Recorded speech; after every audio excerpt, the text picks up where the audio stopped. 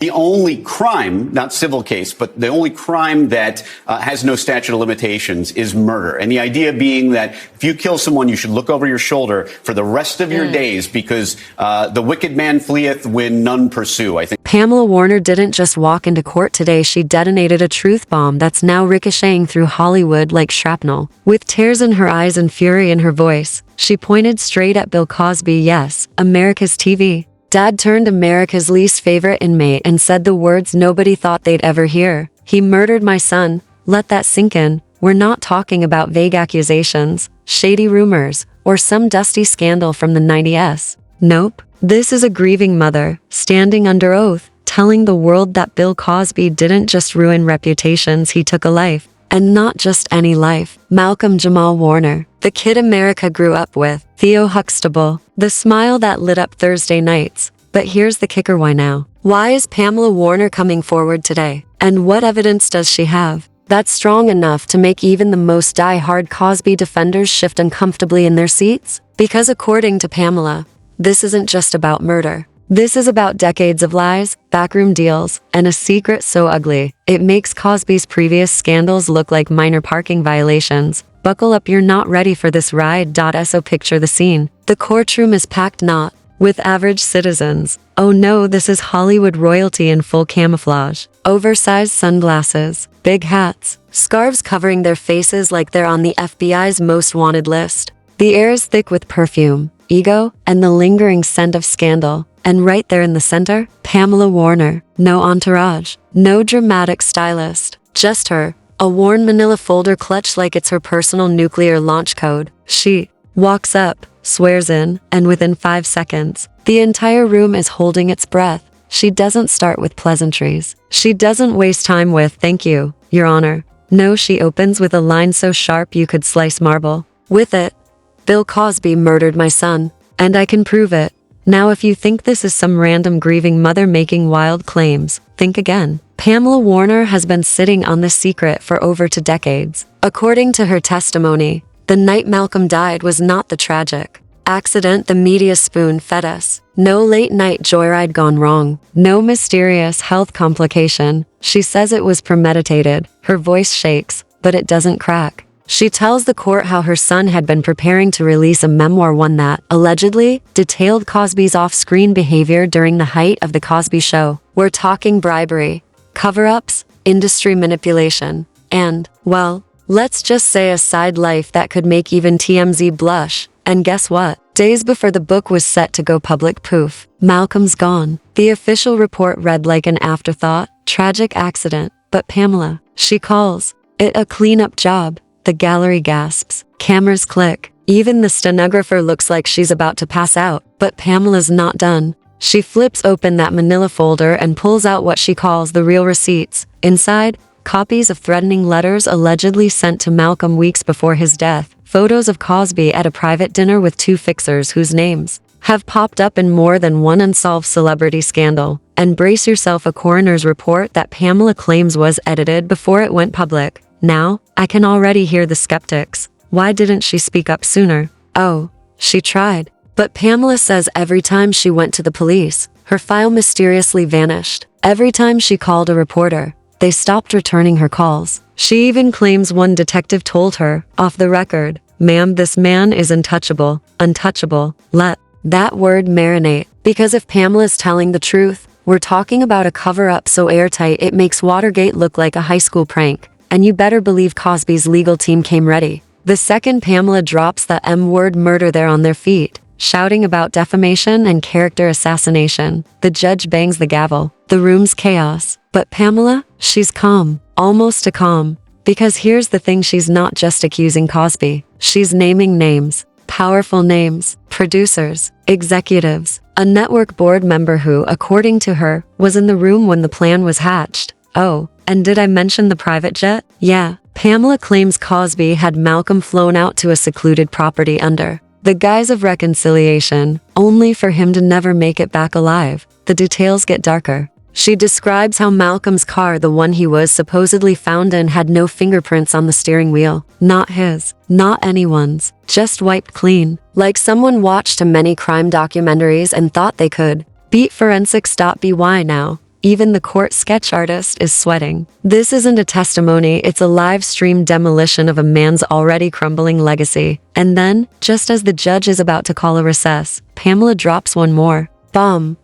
The people who helped him, they're still out there, and they're still protecting him. Suddenly, it's not just about Malcolm. It's about an entire shadow network allegedly shielding one of the most controversial figures in entertainment history. And that's when things take an even stranger turn because apparently Pamela has audio. Yes, she claims to have a recorded conversation between Malcolm and one of Cosby's associates, warning him to stay quiet or else. But before she can play it, the bailiff steps forward. The judge orders everyone to clear the room. And just like that, the most explosive trial in years goes into closed session. And just when you thought Pamela Warner's testimony couldn't get any darker, the courtroom air shifted. The reporters leaned in, the jurors' eyes widened. And Bill Cosby, he stopped scribbling in that little legal pad of his. Because Pamela pulled out what she called the missing piece, series of private diary entries Malcolm allegedly wrote in the months before his death. Now, these weren't your average Dear Diary teenage ramblings. No, these were pages filled with paranoia, coded warnings, and cryptic references to the puppet master, a man Malcolm described as a father figure who owns the world stage but wears a predator's mask.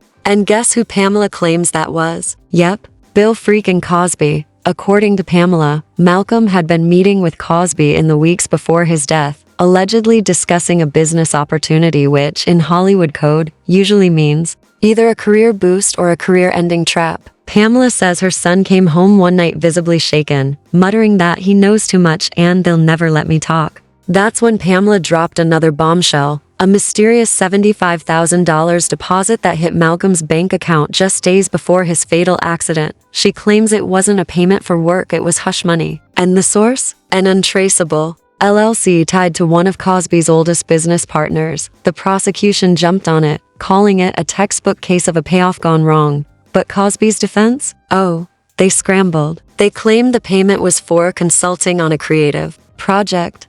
But when pressed to show the project files, nothing. Not a script, not an outline, not even a napkin with doodles. Meanwhile, the public's reaction outside the courthouse went nuclear. Social media lit up like Times Square on New Year's Eve. The hashtag Cosby killed Theo trended within hours, and Twitter became a war zone between believers and skeptics. One side posted tearful clips of Pamela's testimony, calling her a hero. The other side accused her of trying to cash in on the Cosby hate train. But then, another twist. An anonymous former studio executive slid into a YouTube live stream's chat, claiming they once overheard Cosby bragging about cleaning up loose ends when actors became liabilities. The moderator almost fainted. Screenshots flew across Reddit faster than gossip at a high school lunch table. And remember the so-called accident that took Malcolm's life? Well, new fake investigative reports surfaced, suggesting it wasn't so accidental after all. The brake lines on his car cut clean through. The security cameras in the parking garage where his car had been the night before, magically offline for 6 hours. Police reports from back then, misfiled and incomplete. Pamela's lawyers claim they've obtained an internal memo from the studio's legal department warning executives to stay quiet and cooperate with Mr. C's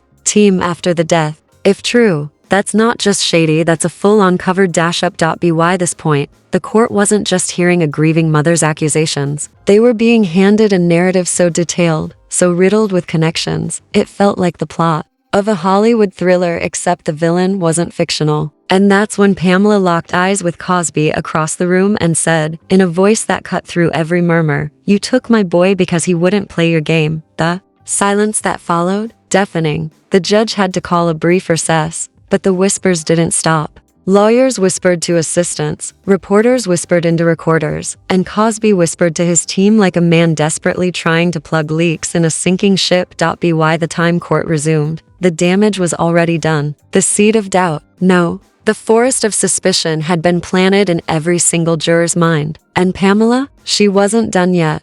Because what came next wasn't just about Malcolm. It was about a whole list of people connected to Cosby, who also met suspicious ends. Pamela walked back to the witness stand after recess like she was carrying the 10 Commandments. Except these weren't stone tablets, they were a battered leather binder that looked like it had been through fire, rain, and a war. She placed it on the desk in front of her, snapped open the clasp, and the sound echoed through the courtroom like a gunshot. "This," she said, holding it up, "is my son's insurance policy." Inside was a neatly typed list 20 names: actors, producers, assistants, stunt coordinators, all connected in some way to Bill Cosby's career. And every single one of them had either died suddenly, vanished from the industry without explanation, or been blackballed so hard their imbed pages froze in time. The courtroom erupted. The defense jumped to their feet, shouting objection, but the judge, clearly invested now, waved them down. Pamela began reading the names like a grim roll call. Name 1, a young sitcom star from the early 90s who allegedly refused Cosby's mentorship and was later found drowned in his pool. Ruled an accident. No investigation. Name 2, a production assistant who claimed Cosby owed him money and was threatening to go to the press, fell from a rooftop during a rap party. Name 3, a background actor who told friends he had the goods on a famous comedian. Disappeared after leaving a bar one night. Body never found. By the 5th name, people in the gallery were covering their mouths. Even the court reporter's hands had slowed, as if her brain was trying to catch up with what she was hearing. Then Pamela dropped the name that froze the whole room. A rising child star from the late 80s sitcom era, one that everyone in America knew and loved, whose career mysteriously derailed after an incident on set. He died years later in a freak hiking accident. "Malcolm told me this man had tried to warn him," Pamela said, voice trembling. "But he didn't listen. And now they're both gone." The prosecution leaned in. "Mrs. Warner, are you suggesting Mr. Cosby has been systematically silencing people for decades?" Pamela didn't flinch. "I'm not suggesting. I'm telling you." At that moment, an evidence tech wheeled in a TV car, old school, like it was 1995. The prosecution hit play on a DVD, and grainy hidden camera footage filled the screen. The video, allegedly recorded at a private industry party in the mid-2000s, showed Cosby speaking in low tones to an unidentified man. The audio was rough, but one chilling line came through crystal clear. "Loose lips don't just sink ships, they get buried with them." Gasps. Audible gasps. The defense jumped in, claiming the footage was doctored, a deepfake, but Pamela wasn't done. She pulled another document from the binder, a series of email exchanges between her son and a journalist who had been working on an expose about Cosby. The journalist died in a car crash weeks before publishing. The emails hinted at patterns of intimidation, disappearing witnesses, and corporate cooperation in silencing victims. Pamela insisted her son had been helping this journalist, and that's what made him a target. Outside the courthouse, protesters were now marching with signs that read "Cosby kills" and "Justice for Malcolm." News outlets were running